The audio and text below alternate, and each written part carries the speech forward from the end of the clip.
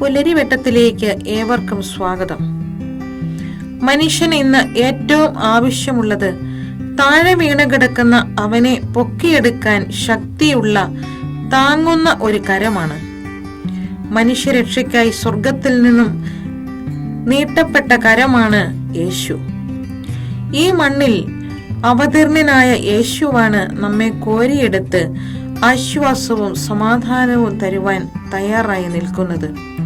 ആ ശക്തമായ കരങ്ങളിൽ പിടിച്ചുകൊണ്ട് കടന്നു പോകുന്ന വഴികളിലെ കനകമുത്തുകൾ ശേഖരിച്ച് വിജയകിരീടമണിയാൻ നമുക്കേവർക്കും കഴിയട്ടെ. നല്ലൊരു ദിനം ആശംസിക്കുന്നു.